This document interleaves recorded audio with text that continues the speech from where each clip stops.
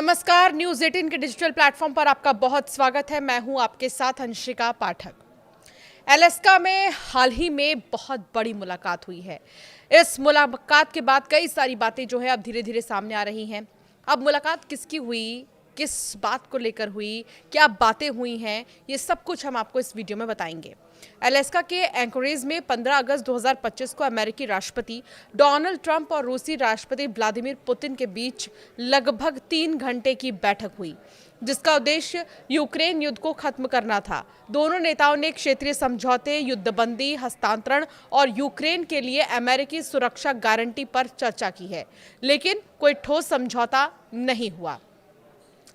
Trump ने मुलाकात को सकारात्मक जरूर बताया, कहा कि कई बिंदुओं पर सहमति बनी और वो लोगों की मौत को रोकना चाहते हैं।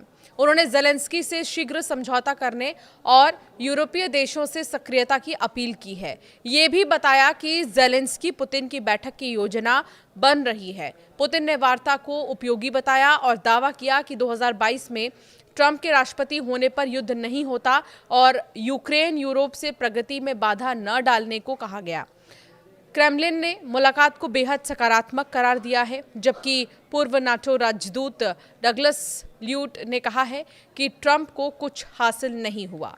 पुतिन ने वैश्विक छवि मजबूत की है। ट्रंप ने बाइडेन पर युद्ध रोकने में नाकामी का आरोप लगाया और हिलेरी क्लिंटन के नोबेल पुरस्कार वाले बयान की सराहना की है। राष्ट्रपति ट्रंप की पत्नी मेलानिया ट्रंप ने पुतिन के नाम एक पत्र भेजा था, जिसमें यूक्रेन के 19,500 अपहृत बच्चों का मुद्दा उठा है। ट्रंप ने इसे पुतिन को सौंप दिया। इसके बारे में भी आपको विस्तार से बताएंगे।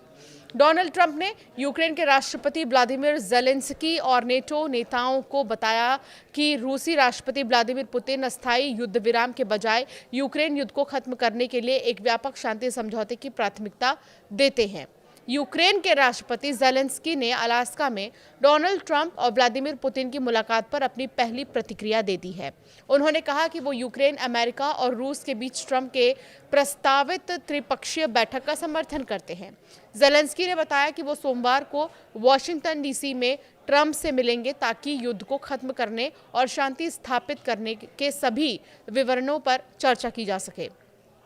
उन्होंने ये भी उल्लेख किया कि अमेरिका की ओर से यूक्रेन की सुरक्षा गारंटी में भागीदारी के सकारात्मक संकेत मिले हैं, जो यूक्रेन के लिए बहुत ही महत्वपूर्ण है। तो कुल मिलाकर ये बैठक कितनी ज़्यादा अहम होने वाली थी, ये बैठक आखिर क्यों हो रही थी, ये तो आपको पता चल गया।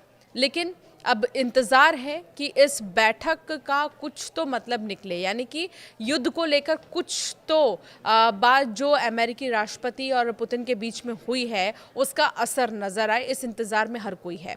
अमेरिका के अलास्का में अमेरिकी राष्ट्रपति डोनाल्ड ट्रंप और रूसी राष्ट्रपति पुतिन के बीच मीटिंग तो हो गई। पूरी दुनिया की नज़र इस हाई प्रोफाइल मीटिंग पर थी। इस दौरान एक दिल को छू देने वाली खबर सामने आई। न्यूज़ एजेंसी रॉयटर्स की रिपोर्ट के मुताबिक राष्ट्रपति ट्रंप के साथ उनकी पत्नी मेलानिया ट्रंप नहीं थी, लेकिन फिर भी वो पुतिन से कुछ कहना चाहती थी। इसीलिए अमेरिका की प्रथम महिला मेलानिया ने एक चिट्ठी लिखकर ट्रंप को सौंप दी थी। ट्रंप ने पुतिन के साथ मीटिंग के दौरान अपनी जेब से ये चिट्ठी निकालकर व्यक्तिगत रूप से उन्हें सौंपी है। इस पत्र में उन्होंने यूक्रेन और रूस के बच्चों को लेकर चिंता जताई है।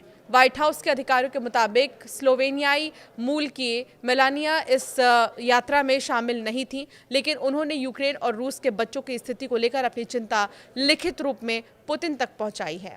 पत्र में क्या लिखा था इसके बारे में अधिकारियों ने नहीं बताया, लेकिन पुष्टि की कि इसमें खासतौर पर यूक्रेन युद्ध के दौरान बच्चों के अपहरण का मुद्दा उठाया गया है। ये वही संवेदनशील विषय है जिसे लेकर यूक्रेन लंबे समय से अंतर्राष्ट्रीय मंचों पर आवाज़ उठा रहा है। रूस पर यूक्रेन का बड़ा आरोप है। यूक्रेन का ये कहना है कि रूस ने अब तक हज़ारों बच्चों का अपहरण कर जबरन अपने कब्जे में ले लिया है और उन्हें या तो रूस भेज दिया गया है या फिर कब्जे वाले इलाकों में रखा गया है। यूक्रेन सरकार ने इसे अंतर्राष्ट्रीय कानून के मुताबिक जनसंहार करार दिया है। संयुक्त राष्ट्र मानवाधिकार कार्यालय ने भी अपनी रिपोर्ट में कहा है कि 2022 में शुरू हुए रूस के पूर्ण पैमाने पर हमले के बाद लाखों यूक्रेनी बच्चे पीड़ा और अधिकारों के उल्लंघन का सामना कर चुके हैं। रूस की ओर से दावा किया जाता रहा है कि ये युद्ध क्षेत्र से कमजोर और अनाथ बच्चों को सुरक्षित रखने के लिए ऐसा कर रहे हैं, लेकिन कीव और पश्चिमी देश इसे युद्ध अपराध मानते हैं। अलास्का में शुक्रवार को ट्रंप और पुतिन के बीच 3 घंटे तक मीटिंग तो चली, लेकिन युद्ध रोकने के लिए कोई ठोस कदम तय नहीं हो सका है। भले ही ट्रंप ये कह रहे हैं कि ये मीटिंग जो है बहुत ही पॉजिटिव रही है, लेकिन असर इसका कब दिखाई देगा, इसका इंतजार अब भी है। आपका क्या मानना है इस मीटिंग पर, ज़ेलेंस्की के पहली प्रतिक्रिया पर और उस चिट्ठी को लेकर आपका क्या कहना है, हमें ज़रूर कमेंट कर बताएं।